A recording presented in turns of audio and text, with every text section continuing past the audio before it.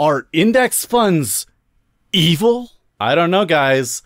BlackRock does kind of sound like an evil name. Okay, maybe evil is a bit too strong of a word. When we talk about index funds, there's going to be some good and there's going to be some bad. On one hand, they're the best way for most people to save for retirement. But on the other hand, they come with some big problems that people aren't really talking about. Now, before you dive into all of the conspiracy theories, let's talk about the serious conversation that many people are missing, one that could have a profound impact on the future direction of our society. So, if you want to make sure that your interests are being taken care of, you've got to understand a few key things. That's why I'm making this video. You'll notice the creators and managers of these funds all seem to be moving in a similar ideological direction. And that is not by accident. They understand things about markets that most people don't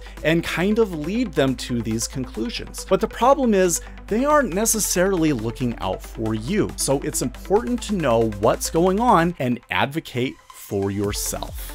This video will be a bit of a deep dive, so stick with me. It's gonna be one of those like neurodivergent information dump videos. Look, I'm passionate about this subject and I believe we need more people involved in the conversation. So please watch the whole video, give it that like, and most importantly, share it, because the more people that know about this, the better. All right, so let's start at the beginning. What exactly is an index fund? And more importantly, how do these funds work? Well, the idea was first popularized by John Bogle when he created the Vanguard 500 Index Fund in 1975, which, by the way, is why online fans of index funds call themselves Bogleheads. Now, funny enough, at the time that they created the fund, Wall Street completely rejected the idea. The fund fell 95% short of its fundraising goal and only raised $11 million initially. Now, that might seem like a lot to you and me, but it's basically the minimum that you would need to start such a fund. The overall concept is pretty simple. Instead of trying to pick which stocks will perform the best, an index fund just invests in every stock in a benchmark index, like the S&P 500. Now, since most people and mutual funds, etc., underperform the index, just owning the whole thing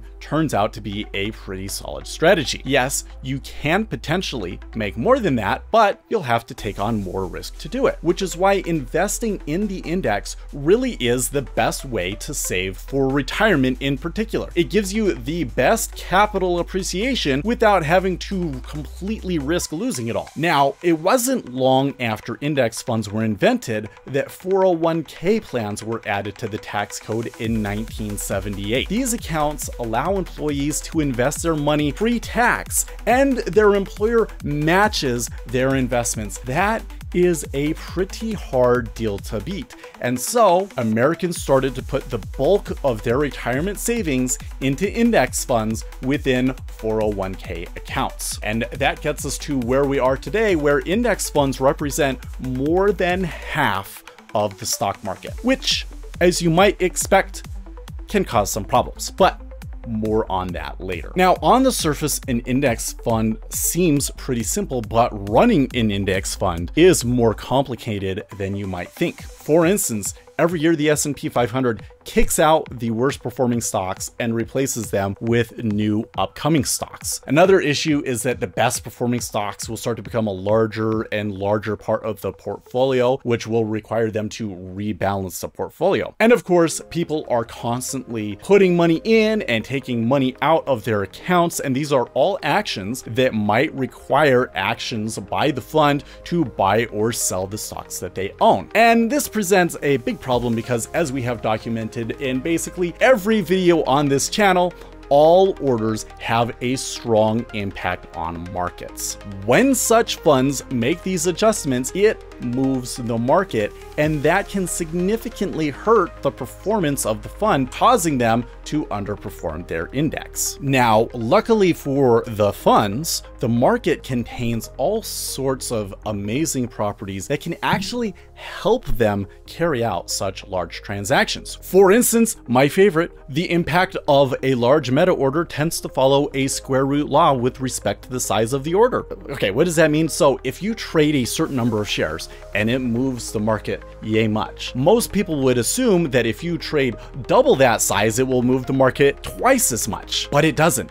It follows a square root law. So double the number of contracts actually moves the market 1.41421. It's the square root of 2. It goes on forever. That difference between 1.414 and 2 ends up being a huge advantage for these funds that is necessary for them to even work. So they develop all sorts of algorithms to help them utilize this behavior and minimize their impact on the markets. For instance, Omgren Chris, which is kind of a way of optimizing the scheduling of your transactions to minimize your impact on the book. Or BlackRock's Aladdin, that takes into account all of the things that they're going to have to do that month and manage the risk of the entire portfolio. With these tools, funds are able to minimize the costs of large portfolio transactions so that they can better match the index's performance and provide customers with a lower fee for the fund. Now, I'm not just mentioning this stuff to geek out. I do that on my stream all the time, but there's a very specific reason that I'm bringing this up. It's incredibly relevant to the discussion about the impact of index funds on society at large. See, what the funds know that the public doesn't is that there are inefficiencies baked into the structure of the market that are created by the very rules of the game. It's unavoidable. Even if you come up with a different set of rules, it will just result in a different set of inefficiencies. And this runs counter to what a lot of people have been taught about how markets work. See, all the way back in the 80s when I was born, we were all told that markets are perfectly efficient, that current prices reflect all available information, and that if they don't, it's just a temporary mistake. You see this online all the time. See, line go up, that mean good.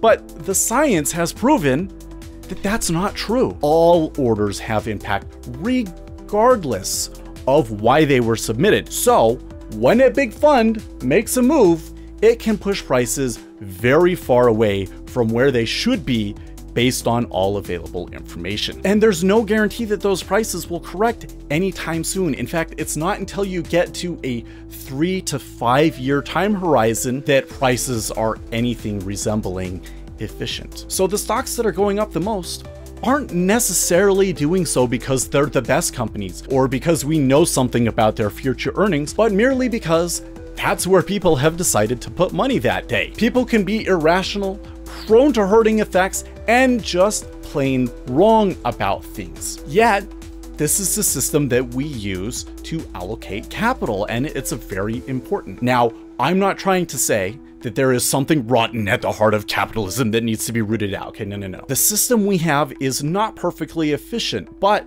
it's better than the alternatives, and really having a market is kind of unavoidable. It's simply impossible to know everything, and the market is the only way that we have to pull all of that information together. And perhaps more importantly, it's the only way to have economic agency and freedom so that people have an incentive to participate in the system. It's just important to realize that the market is not always right. So if we want a better society, we can't just base all of our decisions on what we think the market will do. It's really the only logical conclusion, and that's why the creators of these funds favor activism like diversity, equity, and inclusion initiatives. They're responding to the real inequalities that can come from the way that markets work. Systemic inequality is a real thing in our society, and it probably always will be in some form. But that doesn't mean that their supposed solutions to these problems are the correct ones. And this is where I take issue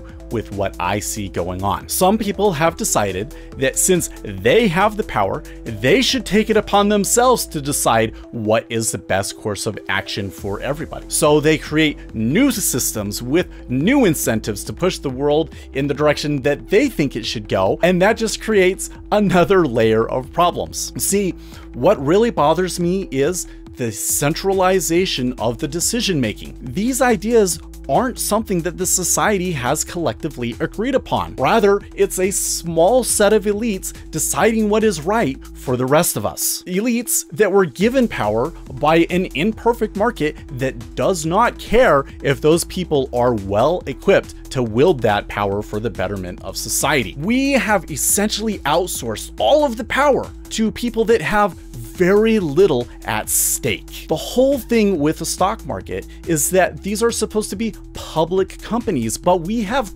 cut the public out of ownership. Meanwhile, these index funds are so diversified that they don't really care as much about what's happening at any one individual company, which means they have very little incentive to hold CEOs accountable or to stop companies from making risky short-term decisions like loading up on debt for stock buybacks. And so today's America is perpetually chasing short-term profits at the cost of our collective long-term well-being. And that's why I have mixed feelings about index funds. Yes, the index fund will give you the best risk-adjusted return. Putting your retirement money from your 401k and your IRA accounts into an index fund probably is the most prudent retirement choice. But getting the best risk-adjusted return is not the only thing that matters in life. We need more people involved in the decision-making process. That means we need people investing directly in companies, and we need to be rewarding them for taking those risks. So,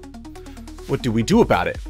Well, I'm not suggesting we tear the system down. That never ends well. Systems are complicated and delicate things, and that requires a very intentional, nuanced, and gradual approach to change. So of course, the first step in this process is going to be more research. We need to understand the system itself. That's why so many of my videos are about market impact and how the market actually works. The next step is to look at solutions. I would love to see solutions that reward people for directly owning individual companies. In the meantime, my challenge to you is to start with yourself. Learn to invest.